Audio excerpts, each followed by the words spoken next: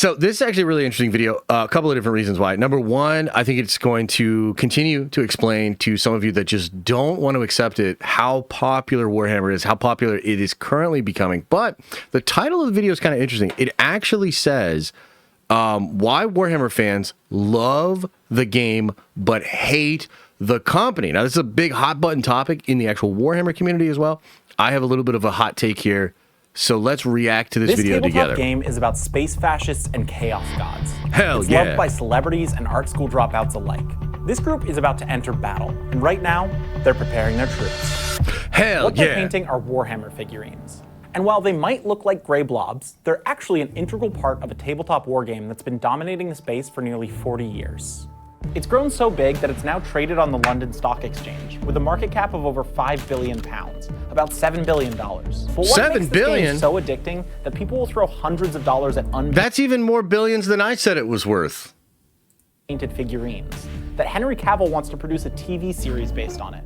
And how did a tabletop game, one most of you have probably never even heard of, become a billion-dollar empire?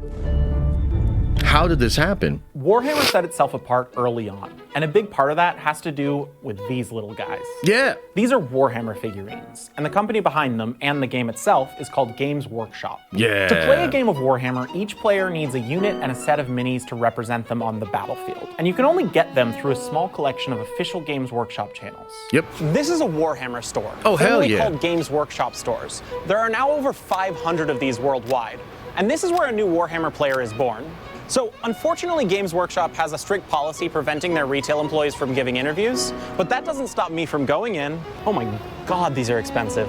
And buying some minis. Each comes with statistics like They hit are a little points and expensive, abilities yeah. listed on a card. And most of them come just like this, bare bones and gray. But that's part of the appeal. Painting these figurines and customizing your army is an integral part of the hobby. Warhammer stores even host painting events. If you go in as a newbie, you'll likely be offered the chance to paint a mini for free. This is the first step in the indoctrination. What you guys should all do. This is the one I picked. Honestly, I'm not going to make fun of his painting. Look, you guys should go in there. They will teach you and literally sit down with you and you can paint a mini.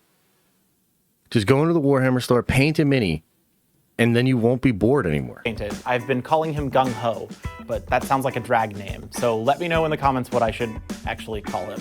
In a way, it's a brilliant strategy. Duh. Creating an artistic and truly personal connection to the figure, you feel emotionally tied to the game, and you kind of feel obligated to play it in a good way. You have people who put a lot of effort and a lot of time into, making their models look nice. Yeah. And so when you have an event, there's a good feeling. You're playing against a guy who's also put hundreds of Dark hours Angels. into making his army look good. Hell I really yeah. grew to appreciate the painting aspect of it because it's part of the hobby that you can do when you have no one else around. Yep. It's a nice way to relax Hey, the and lion. be creative. A game of Warhammer is relatively simple in concept. Each session is a mission, generally picked from one of the officially published modules from Games Workshop. Players take turns conducting actions over a series of battle rounds, the outcomes of which are determined by a tape measure and a roll of the dice. Yeah. Yahtzee! There's 5 rounds, and each player has a turn in those rounds. There's a command phase, which is kind of where you would make decisions or have abilities. Then we start moving models. I had this floating drone. During the movement phase, I'm allowed to move him, however many inches he can move. Then we Those move things are on to the tough. shooting. And then there's what's called a charge phase, and then we actually do the fighting in the fight phase.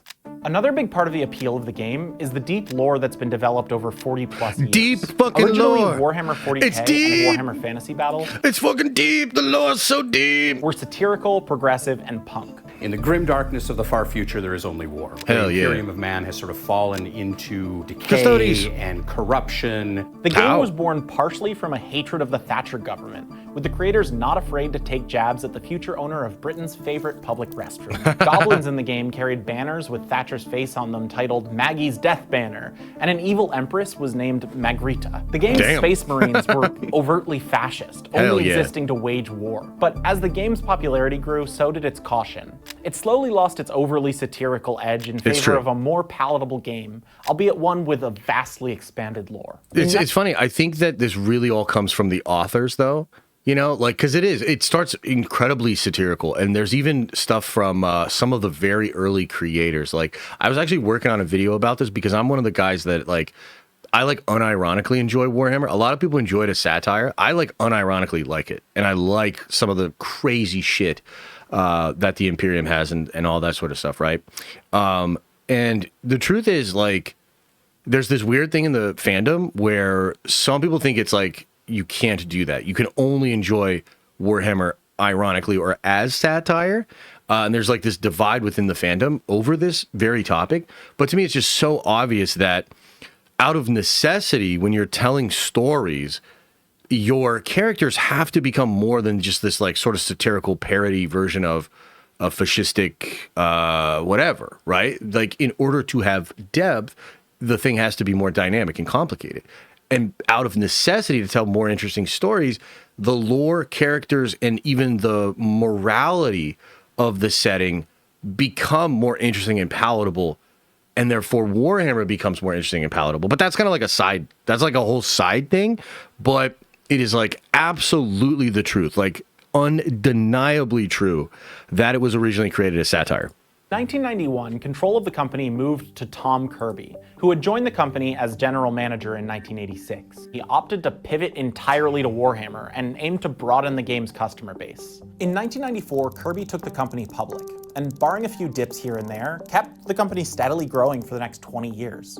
But in 2013, everything changed. In the last 2 years of his tenure as CEO, Kirby launched the Great Master Plan, an initiative to cut costs and increase efficiency. Store staff was cut down, product lines that weren't selling well were axed, and an online store was launched. The plan worked, and Games Workshop's stock has continued to skyrocket the last 12 years, growing from around $10 a share in 2012 to over $200 a share today. In addition, they're now operating over 500 stores worldwide, which all sell Warhammer figurines, host games and events, and serve as local hubs for the Warhammer community. And they've done it all while running almost zero traditional ad campaigns, relying instead on their physical retail presence and word of mouth to spread. To put their explosive growth into context, let's compare Warhammer to its closest tabletop analog, Dungeons & Dragons. Interesting, D&D, while formerly part of an independent company, is now owned by Wizards of the Coast, a subsidiary of Hasbro. Hasbro also notably owns Magic the Gathering, Transformers, and most importantly, Peppa Pig.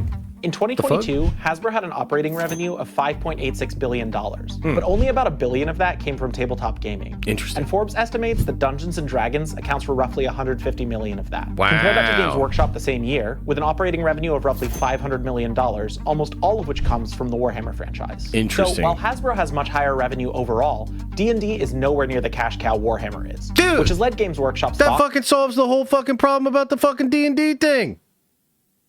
That's what I didn't fucking realize about this shit. That's how I got D&D wrong, and that's why it doesn't apply to Warhammer. Brilliant! To grow 100 times as much as Hasbro's over the past 15 years. Jesus. All this tells a clear story. Wizards of the Coast isn't really growing, and Games Workshop is catching up fast. That's and all about crazy. With a far smaller player base. It's estimated that D&D has over 50 million annual players, while estimates say Warhammer sees just north of 1 million. So how do they do it? Because there's crazy, more to Warhammer's dude. meteoric rise than a few There's going to be a lot more Warhammer players in the next 5 years, I'm telling you. To adopt a strategy of slow customer growth, focusing on gameplay, community, creativity, and storytelling. Everything that makes Warhammer Warhammer is monetizable. I mean, they want you to buy not only the model, but they want you to buy their paints, they want you to buy their brushes, they want you to buy their glue, etc. The Warhammer retail locations, like the one I went to earlier, serve as hubs for a Warhammer community, hosting regular game nights and painting events, and having a physical meeting space that helps create and maintain loyalty. The stores also sell everything you need to get started and keep playing. Minis, game maps, paints, brushes, story modules, etc. It's a completely different experience than other tabletop war games like Star Wars Legion, Infinity, and Bolt Action, all of which might find disparate events at independent game stores, but none of which have a hub around which the whole game is centered. I did a painting class, and I had fun, but I was told I wasn't allowed to film anything, and we'll get back to that. I was, however, able to go to Carcosa Club, a tabletop gaming co-op in Greenpoint, Brooklyn, where I was met with a passionate and friendly community.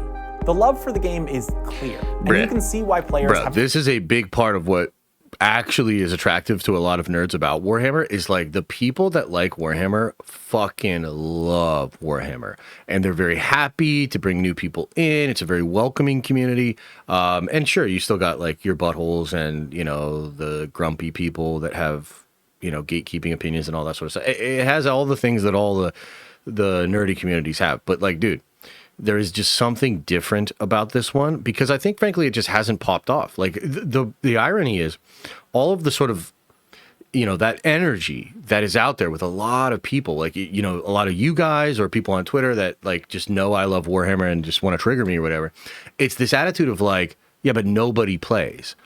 Ironically, that actually creates the sort of loyalty and the generosity of the very community. It's actually like, and I've sort of joked about this before, but like Warhammer is a hobby that kind of gatekeeps itself.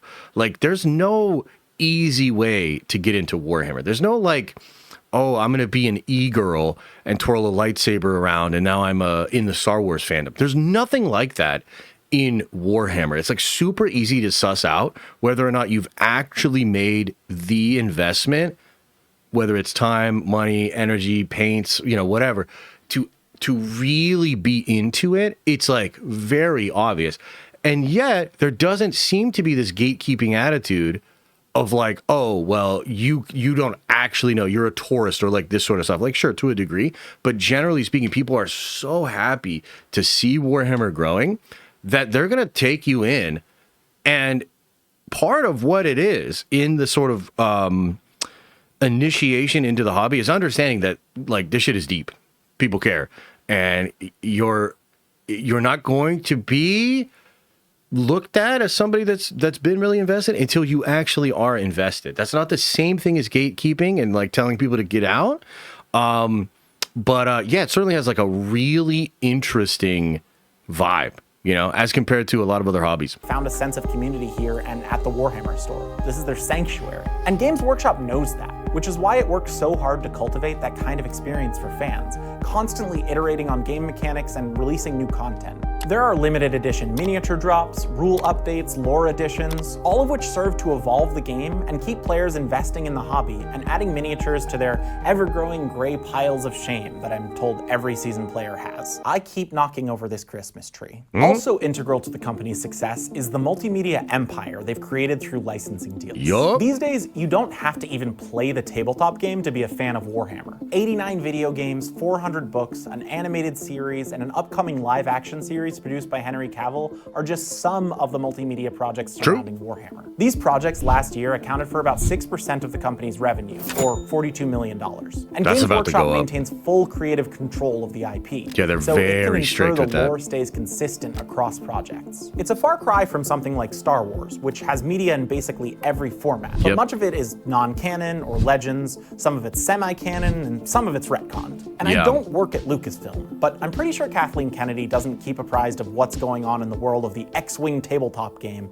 Right. and isn't going to make sure it's going to tie directly in with the new Starfighter movie, starring Ryan Gosling, coming May 2027. But the unsung heroes of the Fuck. Warhammer multimedia What is- empire dude, are what is this actually the world fan that we're in? creations. Let me tell you a Because, little like, we story. just talked I've about known that shit. Warhammer It's so since I wild. wandered What a into wild Games world. Workshop in Cardiff in 2013. But the first time I ever became interested in the lore I'm just was glad you in guys are here 2018, in this simulation when a with fan me. animation called Astartes hit YouTube. It was Oh, a short hell yeah. CG animation, the creation of one man, Syama Pedersen. It told the story of a group of space marines boarding an alien vessel in search of something. The story Yeah. was widely praised and is, according to many, single-handedly responsible for creating tens of thousands of Warhammer fans. I agree. Yeah, Over I the agree. next 2 years, Syama released 4 additional episodes of the series to universal acclaim. You really should go watch Yeah, it. Charlie, I'll address what's that in a second You here, can't? brother. The only version of Astartes easily available is a low-quality re-upload. The official thing now sits behind a paywall on the official Warhammer There's site, high-quality where a sequel versions to out the there now, series but is yeah. promised in 2026. I get the point he's Over the making. years, Games Workshop has tightened its grip on fan creations, issuing takedown requests and copyright claims. Yep. The company took it a step further last year, releasing a set of regulations that completely bans unauthorized fan creations, all in the name of protecting the IP. In 2021, it launched Warhammer Plus, a subscription service hosting animations, fan art, painting tutorials, and more. To me, and many Warhammer fans, this reads as an attempt to control fan fiction, which sort of flies in the face of the point of fan fiction. In making this video, I called my local Warhammer store to request an interview and was met with a resounding no. Yeah, I they was, don't play- however, they don't play given that shit. an email address, press@gwplc.com, to which I sent this email, explaining I was producing a video about the game and would love some input from them. This is the response I got. Hello. We do not do interviews, nor do we talk to the press. Why do they even have a press email then? Right? Games Workshop That's seems silly. so cagey toward anyone wanting to engage with the community in a way that it doesn't specifically sanction that it might actually be alienating both long-term fans and potential new fans alike. Yeah, These that's fair. fans aren't making money from their creations. That's They're not true. Making them hoping to get anything. They make them purely for their love of the I don't know world about that Games that. Workshop has created. And rather than embrace them, or better yet, promote them, Games Workshop chooses to shut them down, lock the ones the company likes behind a paywall, and hold a threat of lawsuit over anyone who might dare to create something related to their IP.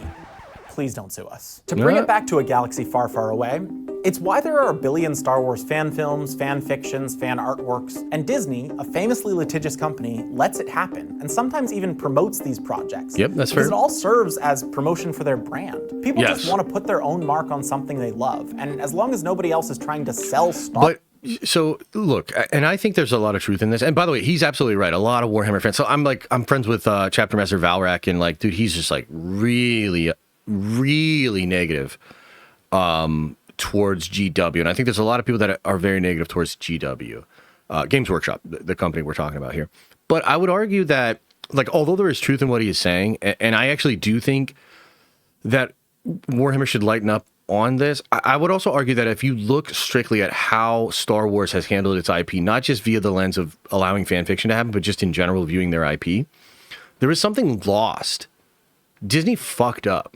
So, like, I can't sit here and act like this one singular aspect of Disney that, albeit is actually pretty good. I mean, they don't really go after content creators. I don't really get dinged when I use their footage and videos and things like that, and I do appreciate that. Especially as compared to other companies. Like, I can't sit here and say this one singular thing that they do right means they handle IP well. Like, I cannot fucking say that. And Games Workshop does handle their IP well. Like, my perspective coming in as an outsider into this Warhammer fandom was via the lens of Star Wars and via the lens of Marvel, and understanding and seeing very intimately how that all works. And I'm just telling you, like, I do think Games Workshop does a better job protecting their IP. There is a negative side of that. And that negative side, I believe, is this sort of like ratcheting it down, this sort of threat to wanting to use the IP in your own expression. Like, I think that is unfortunately like a necessary evil for protecting the IP in the way that they do. Star Wars toys, that's okay. As Henry Jenkins said in his 1992 book, Textual Poachers, fanfiction is a way of the culture repairing the damage done in a system where contemporary myths are owned by corporations instead of owned by the folk. In other words, that's fair. People make fanfiction because they want to tell their stories and they want to see themselves in the media that they love. And Games Workshop hates it. The thing is, I really liked playing Warhammer, and I honestly would continue playing it, and might. And graciously, despite my being a complete novice, the players at Carcosa Club took me in and helped me start playing. Hell yeah. This is how Warhammer grows. Not through flashy marketing campaigns. Carcosa, isn't that the King in Yellow? People What's going feel on a here? part of the community, bringing them together to play and creating lasting memories that will bring them back for years to come. Whether they're a painter, a lore nerd, or just curious, all are welcome to the war. I commend Games Workshop for the community it's built and the story it's created. I admire its ability to do it all while retaining control of its IP and focusing on the quality and connection over explosive growth. The company's story shows that the all too common mantra, grow fast and break things, isn't the only way to build a successful, sustainable company. I agree. Sometimes the slow burn works just as You know, well. the other thing that like nobody brings up about Games Workshop is that in a world where everything's outsourced and everything is cheap, they do everything in the UK. So every part of this, I mean, it's part of why the models are so expensive, right? And it's like, I just hate how like nobody brings that up, because I get it, man. And it's like, it's very popular and easy to be like, corporation bad, corporation no care about human being. You know what I mean? Like, I totally get it. But I think it's also fair to just bring up these comparisons and understand that, like, well, what is better? Like, do you really want the cheaper prices for you, and then all of these jobs go away, everything gets outsourced, and it's just like every other corporation? Like, I don't know. Like, that's not really better, in my opinion. You know, and I think Games Workshop has done some things that are very admirable as a corporation. But of course, this is a thing. It's the reason he made this video. It's absolutely a thing. A lot of Warhammer fans feel that way about it. But it's just it's very hard for me coming from somebody that covers Disney stuff, where like Disney's literally taking Spider-Man off of gravestones of children and stuff. And look, is that an outlier example? Yes, but like that is dead ass, or whether it's them trying to use an NDA for Disney Plus to make it so you can't sue them for somebody getting a food allergy on you know what I'm saying? Like Disney has done some of the most twisted, fucked up, crazy things I've ever heard of. And it's not even Disney. It's like people that work at Disney and maybe some other person. I was like, this is fucking crazy. And then they go to clean it up. But it's just like, I cannot sit here with a straight face after actually covering Disney IP for like a decade and sit here and tell you like, oh, Games Workshop real bad comparatively. No, like the opposite, actually. They're quite good in a lot of ways. Anyways, that's the video there.